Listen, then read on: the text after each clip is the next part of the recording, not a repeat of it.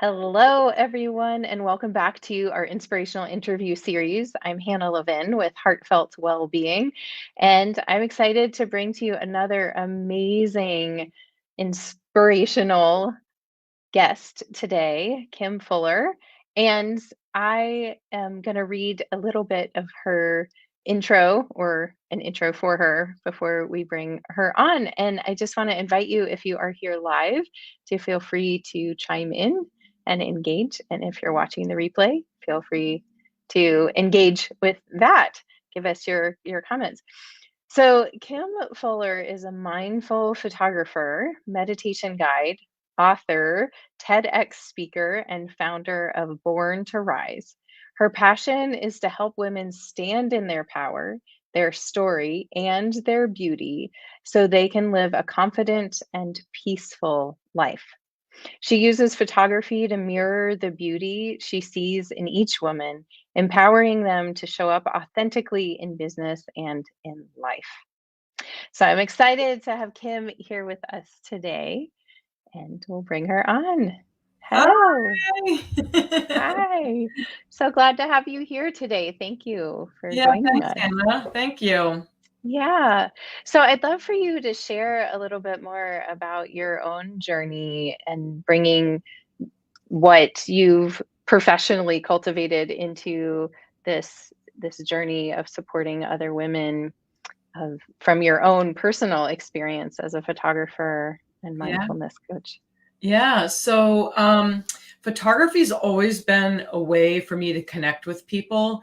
And I grew up a Navy kid, so we moved around a lot. But I really found that the camera was something that, when pointed at someone, was like an instant, sometimes connector, and sometimes like, oh God, don't look Like a at me. wall. Right. It was a wall. So it was a really interesting sort of thing. But because I think I started young enough, kids don't have quite the hangups that adults have about being photographed. And so it was a really interesting and fun way to connect with people and get to know Mm. people.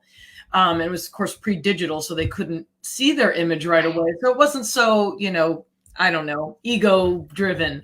But Right. I just really love the process. And I come from a family of artists, so it just became my medium to create with.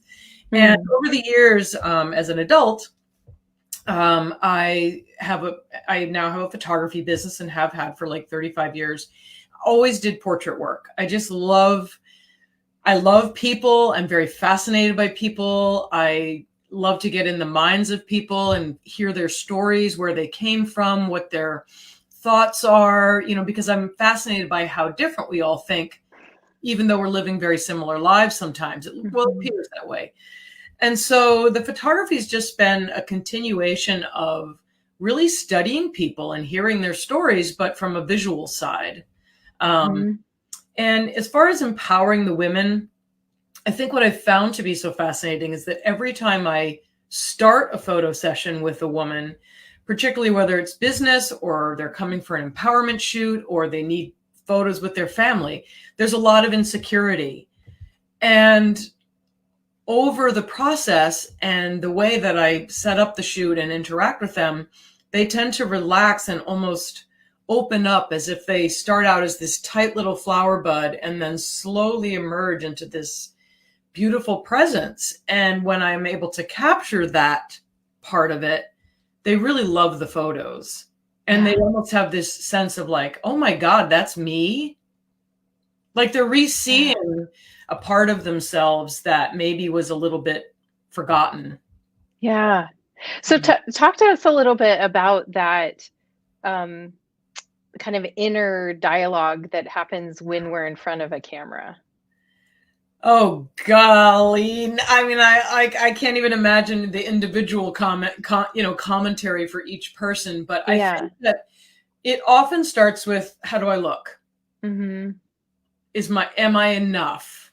Right. Mhm. The bottom line with so much of this work that we're all doing is, am I enough? Yeah. Um, and that's different for everyone. Where are you coming from on that perspective? What kind of, uh, I guess, conditioning do you have around your self-image? Mhm. I was very fortunate to have parents who didn't talk a lot about like my weight or my Mhm. looks or whatever. I was able to express myself pretty fully. It wasn't a big thing or issue. Um, but I know that, oftentimes women in particular hear their own mothers talking about their weight or their hair going gray or, whatever that's not quite Mhm. right. And that gets taken in and absorbed by us. And Mhm. whether it was an intentional directed comment directly at us or just something that we heard. And it's just conditioning over decades of Mhm. women's beingness, right? And so we get in front of the camera, and there's something that feels, I think, somewhat permanent about being Mm. documented. Like, this is it. This is how people are going to see me. And Mhm. it's really simply a moment in time, a Yeah. very brief moment, really. Right. But there's something terrifying about it. And I think what starts to happen when I can just simply talk with someone and get into the joy of being seen in Mm. their natural, authentic expression, there's something so wonderful that happens. And there's a little bit of more of that inner light that starts to shine, and they start to Yeah. relax and say, gosh, this isn't so bad. And when that Yeah. can shine through and be documented, they love seeing that side of themselves Mhm. and realize it's not really about all that other junk I was worried about. Right. Yeah, I love that because I think we have the conditioning part. And I also feel so blessed that I grew up with a mother who was not self conscious about her weight or not, never, both my parents never commented on, how I looked or whatever, except my dad was always like, you don't need that stuff on your face. Like whenever I Right, put on right. makeup, he'd be like, you're beautiful just the way you are. Take that stuff off your face. But other than that, I grew up without, diet culture or weighing on scale or whatever. And yet it's so pervasive in our culture, this drive towards thinness or to, look a certain way or all these different things. And I think it is like this pressure, whether we have it directly like in our childhoods in our home, it's in the culture, and the culture is like this box that's like, look this way, act this way, right? And what I see in the work that I do with women too is that is so exhausting. It's so exhausting. Yes. And the people that we admire most in our lives are the people that are willing to step outside the box. And yet, all of us are like trying to fit in the box. It's this weird conundrum, right? So you're saying when these people kind of say like, oh, I'll just be me, or through interacting with you this inner light comes out, and there's not this like, oh, suck in your stomach, or make your boobs look bigger, or whatever it is, that then it's just like you shining. That is so beautiful in a unique way and inspiring to other people, even the people who it's a picture of. Yeah, and I think one of Yeah. the gifts that I've been blessed with in life is that I do see people through and through. It's not Hmm. just the exterior. And I really like to I'm good at meeting people where they are. So if someone comes to me and has a self-consciousness about a double chin or their stomach or what have you, I just kind of meet them there and I say, girl, Hmm. I get you. I feel you up and down. Like nobody, we all want to feel good Yeah. in the way we look and all that. And I get that. Like I want to feel good the way I look too. I'm all about clothes and I mess with my hair and want my skin to be good and all that stuff. And I think where we reach a point of it becoming a problem is when I guess it overtakes our life, but that doesn't mean Hmm. we can't sort of work with it, if you will, right? So Hmm. I'll meet a woman and say, here's a couple of tricks with double chins, or here's a couple things with, like if you twist your body, sometimes that really looks nice on Hmm. the photo. If you lean into the camera, it gets rid of the double chin. Like I love working with women and helping them feel good, but Hmm. not obsessing about those details because I really Right. think that when they can have fun and say like even if they're leaning in that alone just leaning into the camera has a sense of leaning into me and Yeah. leaning into the experience. I mean it's very subtle little things, but I love when it shows up. And then they Yeah. smile and they're, we start laughing about it. But I think that idea of really meeting them where they are without judgment is what softens the experience and helps them relax. Mm-hmm. And then we Yes. laugh and I capture those. And, I know for me, like when I see myself laughing, that makes me feel good. Yeah. Yeah. I've So I love that also, you oh, go go ahead. ahead. No, I you was go just ahead. going to say also on the other side of that coin, I worked with a woman who I photograph regularly for her business, and she had gained quite a bit of weight compared to what her normal weight had been through most of her Mm. life. And we did a photo shoot together, and it was like she was seeing how she had let herself go in more ways than just her weight.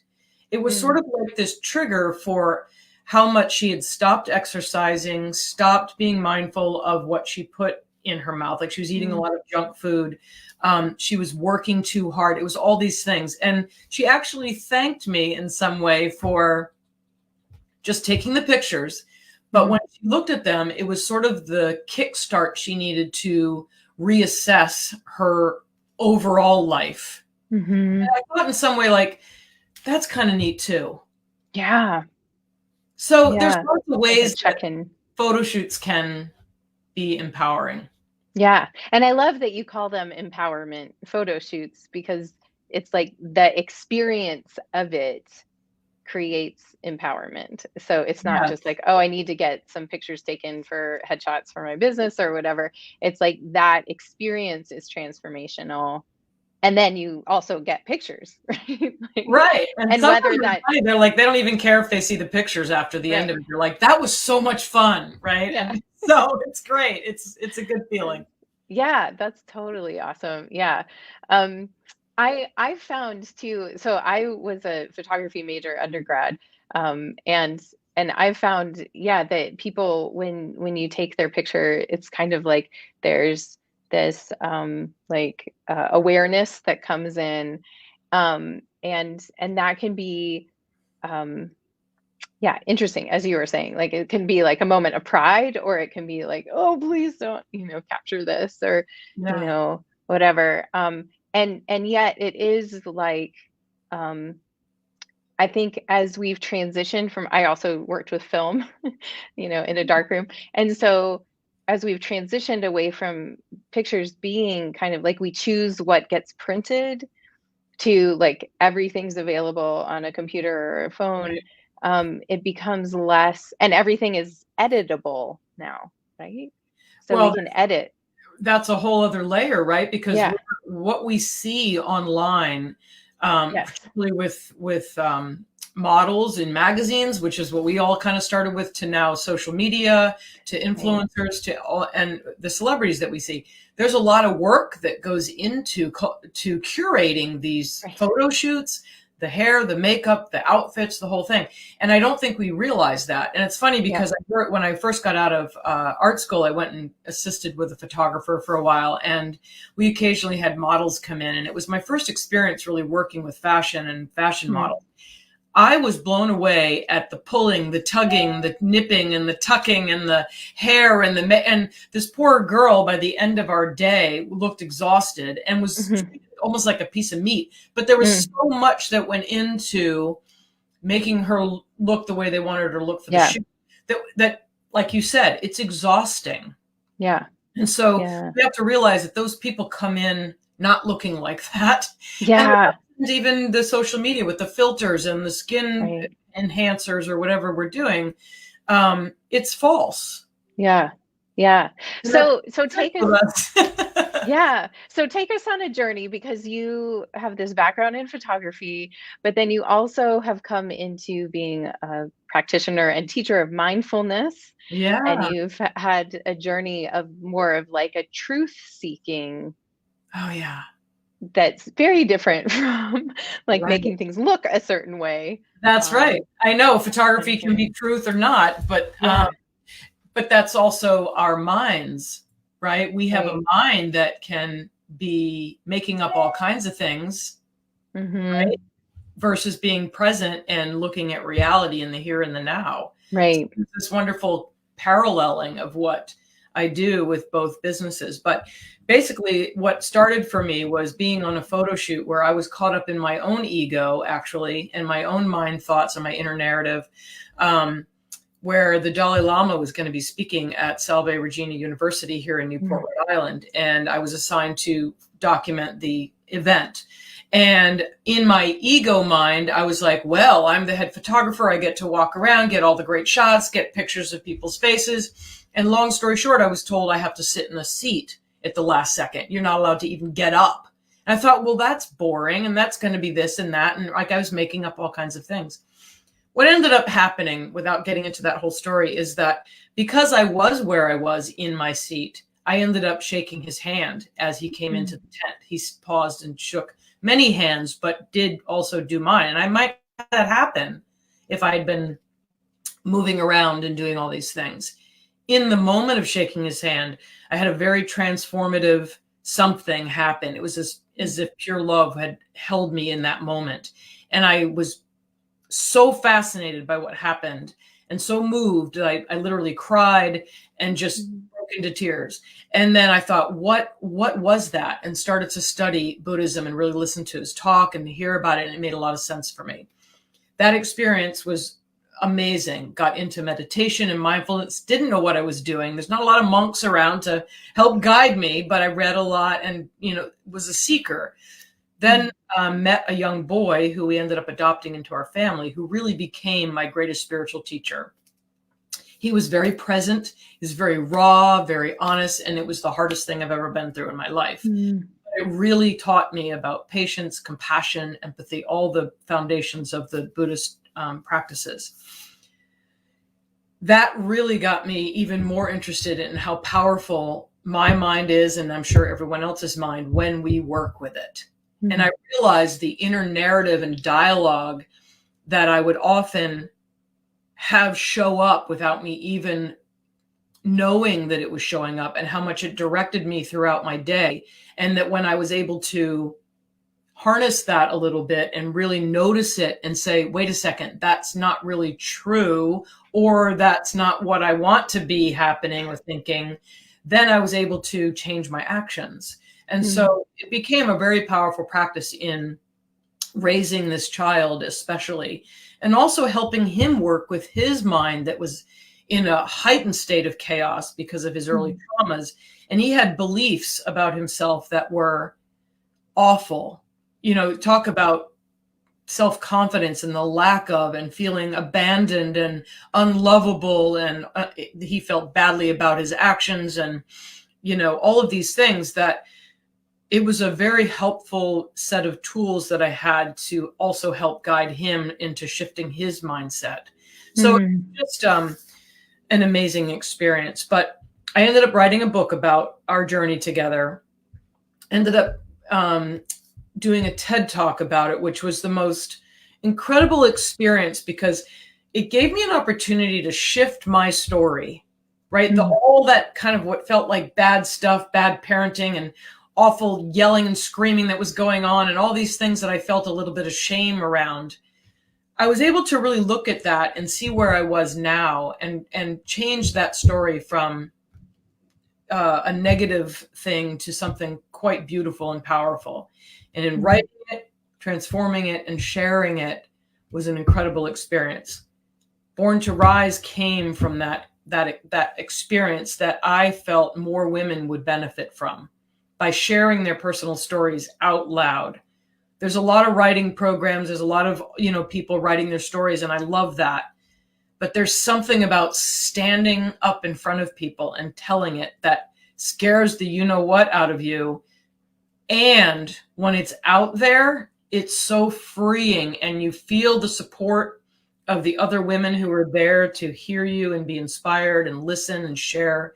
And it's a really compassionate way to connect. So that's how this came about.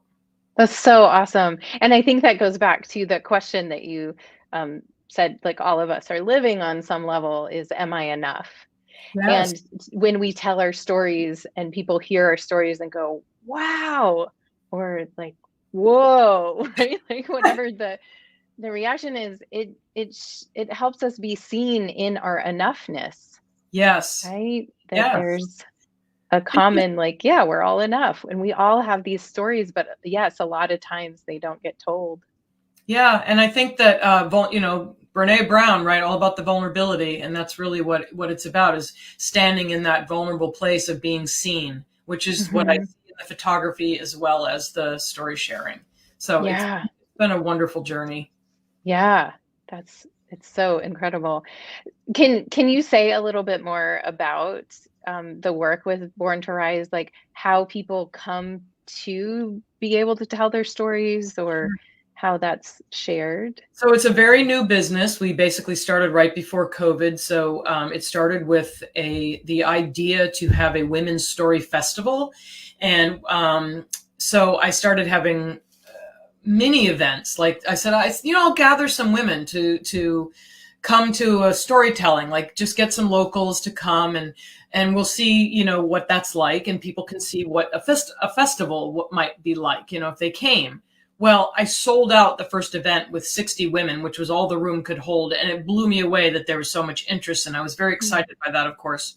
So essentially what I do is I invite usually 3 women to share a 15-minute or less story about a transformative moment, an aha that they had, something they experienced and learned from, and speaking from the heart. So it's not scripted. They don't read something. And so we gather, we come with the intention to listen to these women. And what is so powerful is the feedback you get and the celebration of someone literally just standing up there, even if they're shaking in their boots, Mm. rattling on, and you got to wave them down and go, time, because people get lost in it and scared and nervous and all that. But some of the stories that come out of it are profound. Um, Mm. and then we have the annual story festival, which is a bigger thing and a little bit more curated with storytellers. But the storytellers are all pretty raw.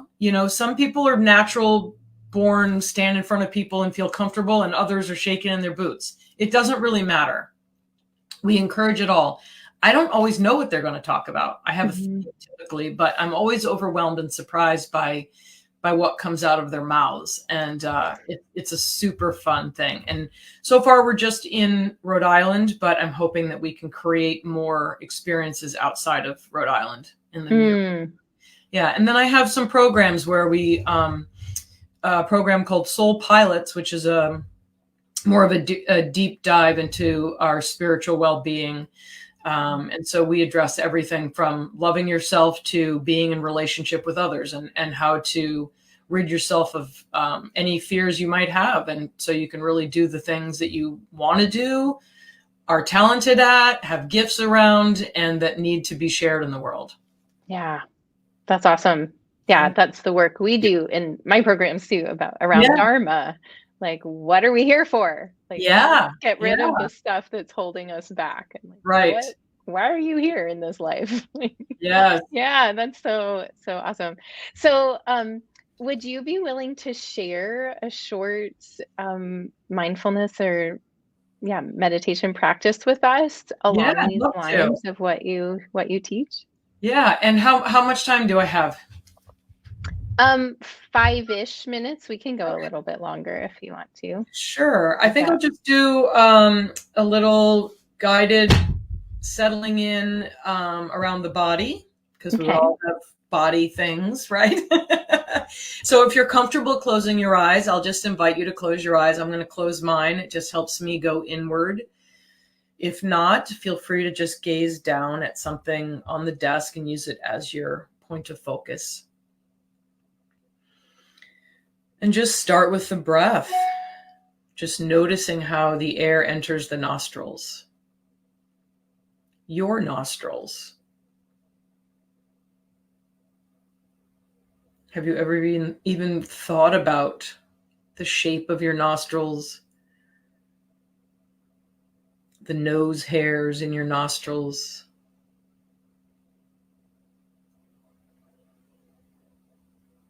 and how beautifully they function every moment as you breathe in and out?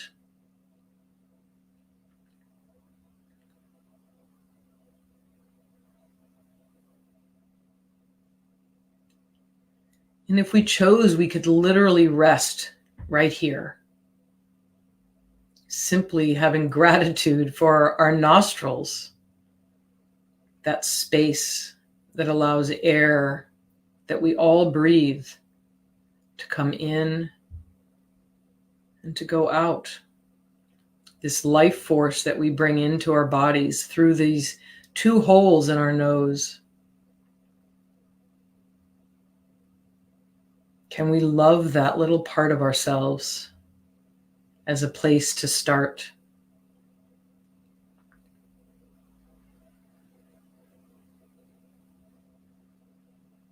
And we feel ourselves sitting in this body, maybe noticing our legs on our chair or our feet on the floor.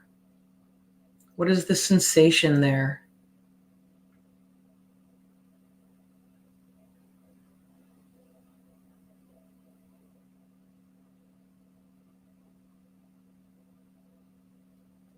Our senses provide us with present moment experiences, this place of sensation where air enters the body. We feel tingling on the skin.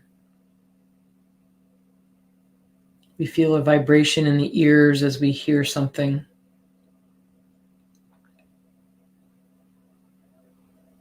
We taste something in the mouth.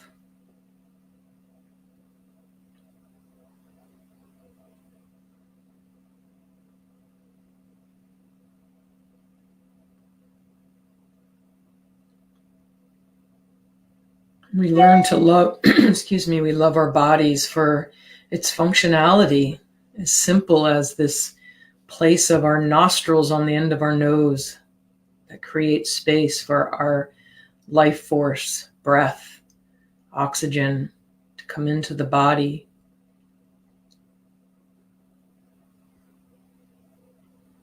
To help us move, hug, think, create, share our gifts. Just these two little nostrils.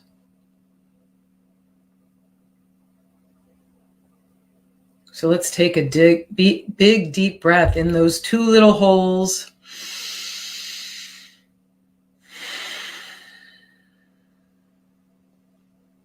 When you're ready, just open your eyes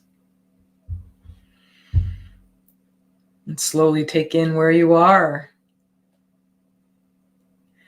And that's just a silly little meditation, but it's just a way to think about the body and all of its parts and all how we sometimes get overwhelmed with the whole not being enough, or it's too this or it's too that, or this looks wrong, or this is, not working right. But finding gratitude for this physicalness, this body, this container that we move through the world in, and that our minds and all the thoughts we have are able to come out as actions when we align those two things and show up, right? Yeah, that's so beautiful. Thank you. I really enjoyed that. You're welcome. Yeah. I like to be playful. I really like to not get too serious, or like bring some of that in once in a while. So hey, our nostrils are kind of funny. Yeah. Well, and it really, I think, brings us to the awareness of like focusing on what's working or Yes, what's going well, right? Instead of, absolutely. we have a tendency to focus on threats or perceived threats or what's not right in our minds or what we think is wrong. And so, yeah, when we just slow down and we're like, my nostrils, that's so nice. They're Yeah. receiving and releasing breath from my body. I'm so grateful for that. It changes our perspective and our physiology, our stress chemistry decreases. So it's Especially if very you have a helpful. cold, Yeah. right? Like we notice right away, like, oh, they're not working so great today. Right. And, remembering the impermanence of all things, that Yeah. they work right now, but maybe not tomorrow. And can we have gratitude for where we are right now? Yes. And how important at this time in our world too. Oh, so So important. key. Yeah. Yeah. Well, Kim, thank you so much for joining us today. Really Oh my grateful gosh. for your support, your Well, I love the work you're sharing. doing, and I hope that we will stay connected. I think we will. Yes, I think so too. Thank you so much. And we'll post your link with this interview. Awesome. Thank Oh, you. great. Yes, thank you so much. We'll see you Have a great soon. day. Bye. Bye.